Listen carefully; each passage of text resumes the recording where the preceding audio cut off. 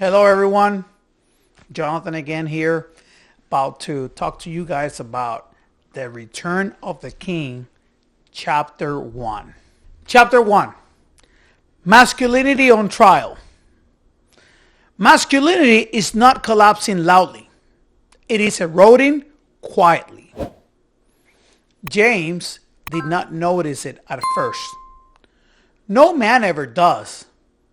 It did not begin with a dramatic fall, but with a subtle question. Questions he did not know how to answer. Expectations he did not know how to carry. And messages he could not reconcile. Be strong, but not too strong. Lead, but do not dominate. Provide, but do not prioritize work over presence. Protect, but never appear aggressive. Be decisive, but never make anyone uncomfortable. The rules were unclear. And when rules are unclear, responsibility weakens. James felt the pressure long before he could articulate it. He felt it in dating, in conversations, in church, in a professional spaces.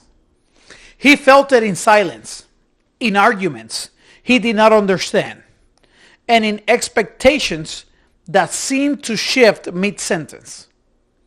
It felt like standing trial without knowing the charges, and he was not alone. Across Western societies, marriage, once considered a stabilizing institution, has weakened significantly over the last several decades. In the United States, roughly 4 out of 10 first marriages end in divorce. While the annual divorce rate has declined from its peak, dissolution remains common. Research from the American Sociological Association indicates that approximately 2/3 of divorce filings are initiated by wives. This does not assign blame or explain motive, but it reveals a consistent pattern of relational fracture. These numbers are not accusations. They are indicators. If relational stability is weakened, something foundational is shifting. Divorce alone does not capture the full weight of the issue. The more sobering reality appears in male suicide rates. According to data, the Centers for Disease Control and Prevention and other internal health agencies, men account for nearly 75 to 80% of all suicide deaths in the United States, with rates consistently 3 to 4 times higher than those of women. This disparity extends across Western nations, and marital status plays a role. Multiple longitudinal studies show that married individuals tend to have lower suicide rates than those who are divorced, separated, or never married. Divorced men, in particular, face a significantly elevated risk, often 2 to 3 times higher than married men. Marriage, when stable, appears to function as a protective factor. It does not eliminate despair, but it reinforces structure, connection, and responsibility. James did not begin his journey thinking about statistics. He began with confusion. But the confusion was not isolated. It was patterned. If nearly half of marriages collapse, if men withdraw into silence, if male suicide rates remain disproportionately high, and if divorce correlates with increased vulnerability, then masculinity is not merely misunderstood. It is destabilized. And destabilization is not corrected through debate. It is corrected through responsibility. James noticed something else. In conversations about cultural change, men were often reactive, blaming feminism, politics, economics, institutions, and even social media. Very few were asking the harder questions. Where have I avoided clarity? Responsibility is uncomfortable, but blame is easier. Blame allows a man to speak loudly. Responsibility forces him to look inward. James was not angry at culture. He was unsettled by himself. Beneath every cultural shift was acquired truth. A man cannot outsource the stability of his life. Not to his wife, not to his pastor, not to government, not to trends, and not to movements. Responsibility does not disappear when expectations shift, it transfers. And if a man refuses to pick it up, something fragile will carry the weight instead. Often, that fragility, it's the family. James grew up watching men who carry strength without clarity. Some were dominant, but not disciplined. Some were present, but not leading. Some were spiritual, but not accountable. And others were providers, but emotionally distant. Very few model order responsibility.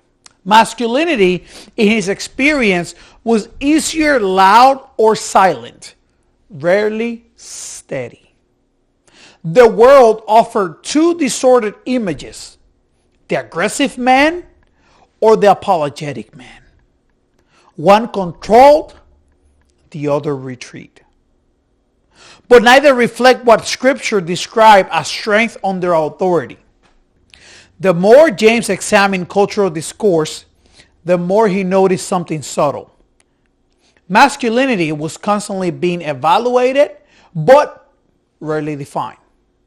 Men were told what not to be, but rarely what to become. Do not be toxic. Do not be oppressive. Do not be rigid. Do not be insensitive. But what is the structure? What is the assignment? What comes first? Without priority, identity drifts. Without assignment, strength fragments. Without accountability, authority corrodes. James realized that masculinity was not under strain simply because of cultural movements. It was strained because responsibility had become blurred. When priority shifts, everything shifts. If comfort becomes first, discipline weakens. If approval becomes first, conviction softens.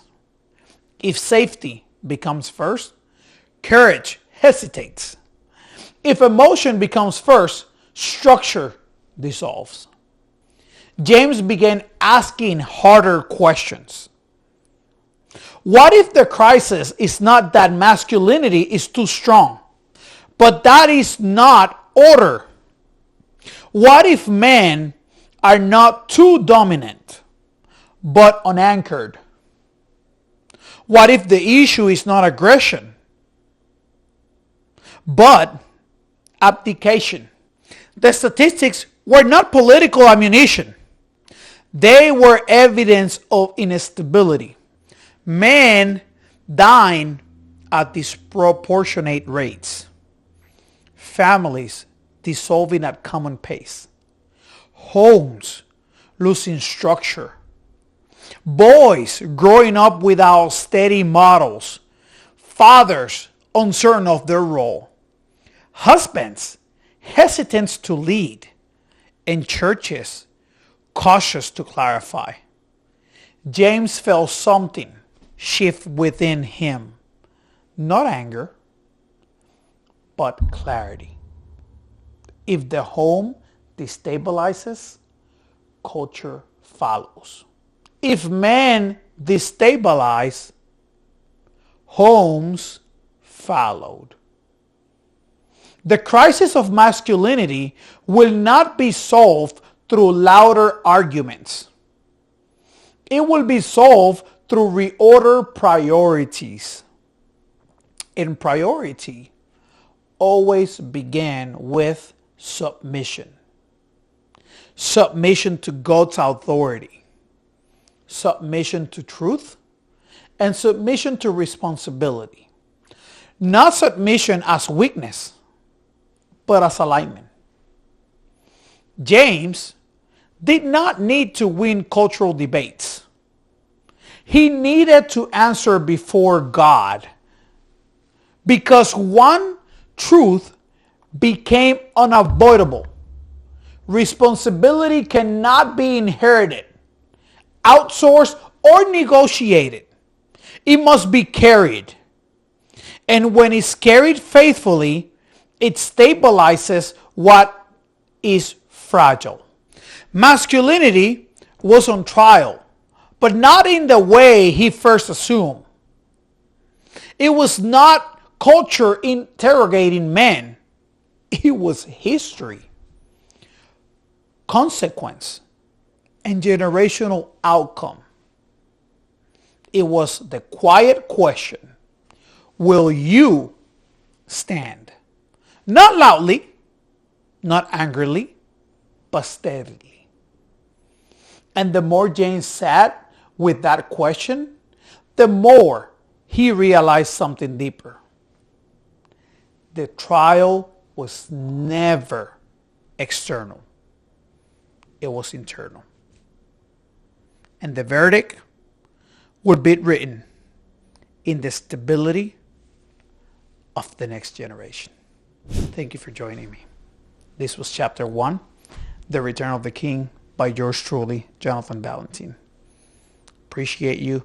Join me on the next video for chapter 2. Love you all. Return of the King.